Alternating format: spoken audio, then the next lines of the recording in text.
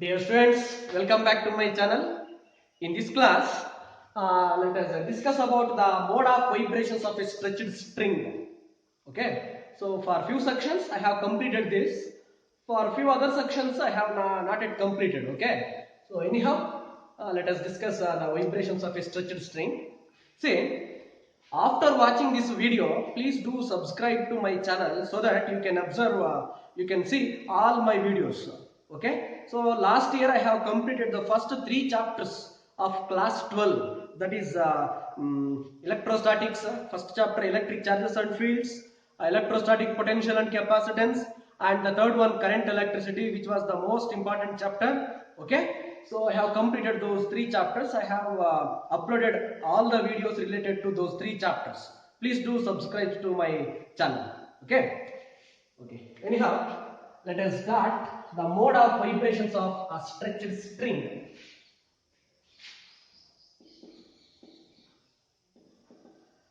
Vibrations of a stretched string. You know about a string. Okay. It is nothing but a thread. When it is said to be a stretched string means whenever it has some stiffness, otherwise whenever it developed some tension, so then it is said to be a stretched string. For that, the simplest method is to fix the thread between two fixed points. Okay, as soon as we stretch the string, tension will be developed in it. Okay, which is denoted by capital T. So as you observed in the mode of vibrations of air column in case of an open pipe and closed pipe, here also we mainly discuss the fundamental mode, which is the least possible frequency, okay, which corresponds to least possible frequency. The second one is first overtone, the third one is the second overtone, like that. Otherwise you can also call them as first harmonic, second harmonic, third harmonic, like that. Okay, the fundamental mode means it is the mode of vibration corresponds to least possible frequency. Overtones means, so the mode of vibration corresponds to higher values of frequency. When they are said to be, when the overtones are said to be harmonics, if the overtones are the integral multiples of fundamental mode, I mean fundamental frequency, then they are said to be harmonics. Okay, here actually in case of a stretched string, all the harmonics are present. Okay, so actually it was a very important 5-mark question. So they would have called like this: show that all harmonics are present in case of a stretched string. Unfortunately, you missed the annual examination. Okay, anyhow promoted to the second year PUC. Okay, congratulations to one and all. Okay, anyhow, but for CET, NEET and JEE point of view, you have to study the vibrations of a stretched string. Okay, for that sake I am going to upload the video on this. Okay, listen carefully. See, in case of a fundamental mode, let us consider a thread having length L. Okay, that tension developed in the thread is capital T. Let capital L be the length of the string. Okay, sorry, this is L. Next, let capital M be the mass of the string. Therefore, small m is equal to capital M divided by L. That is mass per unit length. It is also called by the name linear density. Okay, now let us consider such a string having length L, mass per unit length small m, and let capital T be the tension developed inside the string. Okay, now as soon as the waves get generated or produced on the string, what type of waves are produced? Transverse waves are produced on the stretched string, isn't it? Okay, here let us discuss the 3 modes. In case of a fundamental mode, what happens? This is the fundamental mode, for example. The string will vibrate with least possible frequency, hence it looks like this. It corresponds to 2 notes and 1 antinode. Okay. Therefore, what is the length here?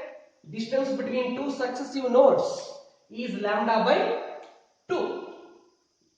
This is lambda by 2. For our convenience, let us call it as lambda 1 by 2.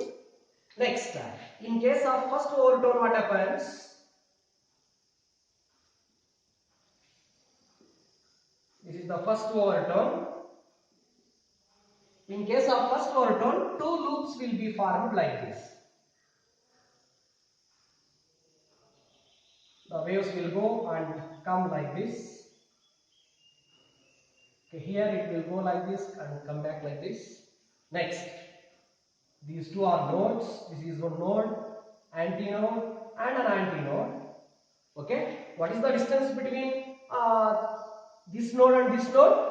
Lambda by 2, and this node and this node? Lambda by 2. Therefore, it is 2 times lambda 2 by 2. Okay, 2 times lambda 2 by 2. Don't cancel this 2 and 2.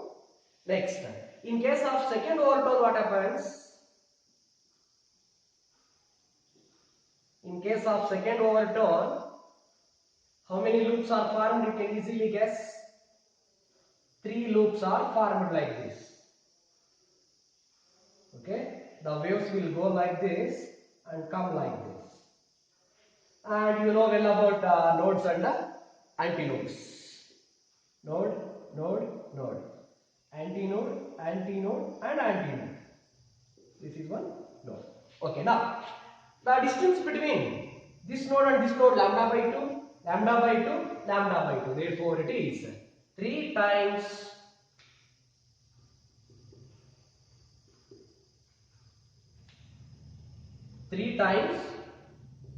lambda 3 by 2. Okay, now that's all. 50% of the work got over. Actually, not 50, 80% of the work got over. Now, by observing each and every mode, we have to draw one equation for fundamental mode.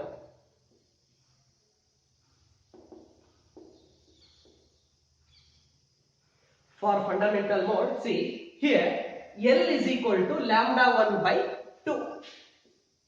L is equal to lambda 1 by 2. Therefore, lambda 1 is equal to 2L. We know that F is equal to V by lambda, that is V by lambda 1. Next, let it be F1. So, this is V. What is the value of lambda 1? That is 2L. Shall I write 1 times V by 2L? Let it be equation number 1. Actually, I have taught you one formula for speed of transverse waves on the stretched string, which was given by V is equal to root of T by M. Okay, so you can substitute the value of V like this, otherwise you can keep as it is, no problem. So just we have to show that all harmonics are present in case of a stretched string. Okay, fine. Next, for first overtone. For first overtone, what we can write here means, in place of L, we have 2 lambda 2 by 2. L is equal to 2 lambda 2 by 2. Therefore, lambda 2 is equal to 2L by 2. Next, just like this, we know that F2 is equal to V by lambda 2. Okay. Next, in place of lambda 2, 2L by 2, you have to substitute. Hence, you get to V by 2L. Let it be equation number 2. Just like that. For second overtone, in case of second overtone, what we can write? In place of L, 3 lambda 3 by 2. L is equal to 3 lambda 3 by 2. Therefore, lambda 3 is equal to 2L by 3. Next, just like this, we know that F3 is equal to V by lambda 3, which is equal to 3 times V by 2L. This is equation number 3. Now finally we can conclude that from 1, 2 and 3 all harmonics are present in case of a stretched string. Simply I will write S and S. Okay, SS. How means? See, you can just have a look at F1 is to F2 is to F3. So 1 is to 2 is to 3. That is F1 is to F2 is to F3 is equal to 1 is to 2 is to 3. You know well about this. Okay. In case of an open pipe and closed pipe, we have solved two derivations. Okay. If you get in case of closed pipe, it was 1 is to 3 is to 5. In case of an open pipe, again 1 is to 2 is to 3. In case of a stretched string, again it is 1 is to 2 is to 3. What does it mean? All harmonics are present in case of a stretched string. Okay. Next. Concentrate on this fundamental mode. Forget about the overtones.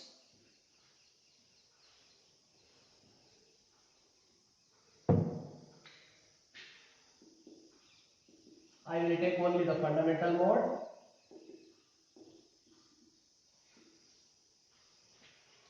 For fundamental mode, we have that equation V is equal to, F is equal to V by 2L. But actually, what is the value of V? But V is equal to root of T by small m, isn't it? Therefore, the equation will become F is equal to 1 by 2L into root T by m, isn't it? Why I am saying this equation means, here, based on this equation, they have framed 3 laws. Actually, there are 5 laws, but in your syllabus, they have kept only 3 laws. See, those are famous as laws of vibrations of a stretched string. Laws of vibrations of a stretched string. First law, what it says, take a look. F is directly proportional to, otherwise inversely proportional to L first. Okay. When capital T and M are kept constants. Okay. The frequency of vibrations of a stretched string is inversely proportional to its length when the tension in the string and its linear density are kept constant. This law is called law of length. Okay, law of length. Similarly, second one, otherwise we can also take this as Fl is equal to constant, and then F1 L1 is equal to F2 L2. Okay, that all things you know. You might have seen such laws in case of thermodynamics. Okay, I mean thermal properties and kinetic theory of gases. Isn't it? Boyle's law, Charles' law, Gay-Lussac's law. P is inversely proportional to V. PV is equal to constant. P1 V1 is equal to P2 V2. Like that. Okay? So it is understood. Whenever I write F is inversely proportional to L, it means F into L is equal to constant. That is F1 L1 is equal to F2 L2. Like that. Okay. So this is about the first law, that is law of length. You can also call it as the law of tension. Okay. Simply I am saying the first law, F is inversely proportional to L. The frequency of vibrations of a stretched string is inversely proportional to the length of the string when the tension in the string and mass per unit length of the string, otherwise linear density of the string, are kept constant. Next, the second law. The second law says about the tension. F is directly proportional to root T when M and L are kept constant. You can frame the statement here. Okay. The frequency of vibrations of a stretched string is directly proportional to square root of the tension in the string when the linear density of the string and length of the string are kept constant. Okay. So this is the second law, also called as the law of tension. The third one, the third law says about remaining thing, mass per unit length. F is inversely proportional to root m when T and L are kept constant. That is, how can you state here this law? The frequency of vibrations of a stretched string is inversely proportional to square root of the linear density of the string when the tension in the string and length of the string are kept constant, like that. Actually, these are the three laws, so included in your syllabus. If we go in deep, so we can frame two more laws. In place of mass per unit length, what we can write? As you know well about mass per unit length, small m is given by mass per unit length L. Okay. In place of mass, we can write density into volume. In place of volume, we can write area into length. That is pi r square L. Okay. Length cancels, and you can substitute the value of small m over here. So this equation leads to F is equal to 1 by 2L into root of T by rho pi r square. Okay. Next, if you apply the root for this r square, what you get? F is equal to 1 by 2LR root T by pi rho. Since r is radius, so if we represent the radius in terms of diameter, then r will be d by 2. This 2 cancels. Therefore, F is equal to 1 by LD into root of T by pi rho.